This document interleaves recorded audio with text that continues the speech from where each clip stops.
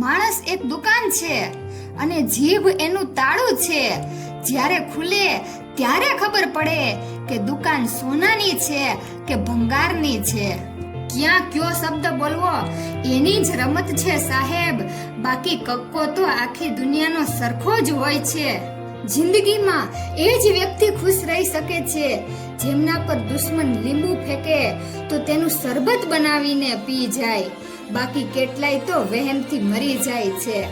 મોહ નથી, માયા નથી, અમર તમારી કાયા નથી. સુખેથી જીવી લ્યો આ જિંદગી, કારણ કે દુઃખની અહીં કોઈ છાયા નથી.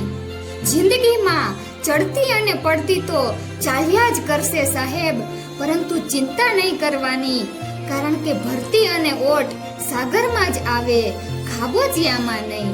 કોઈ પરફેક્ટ નથી હોતો, એટલે જ પેન્સિલ સાથે રબર લેવું પડે છે.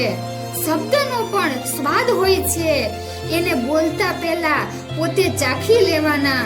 જો આપણને ના ભાવે એવા હોય તો તે બીજાને ક્યારેય ના પીરસવા. કિંમત પાણીની નથી, તરસની છે. કિંમત મૃત્યુની નથી, શ્વાસની છે. સંબંધ તો ઘણા છે જીવનમાં, પણ કિંમત સંબંધની નથી, તેના પર મૂકેલા વિશ્વાસની છે. સમજદાર વ્યક્તિ એ નથી જે ઈંટનો જવાબ પથ્થરથી આપે, પણ સમજદાર વ્યક્તિ એ છે જે પોતાના ઉપર ફેંકાયેલી ઈંટથી ઘર બનાવી લે.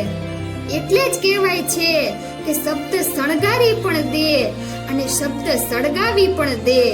સારા શબ્દ બોલતા ન આવડે તો કંઈ નહીં, સારા શબ્દ ઝીલતા આવડે ને તો જીવન ધન્ય થઈ જાય. શું કહેવું છે તમારું?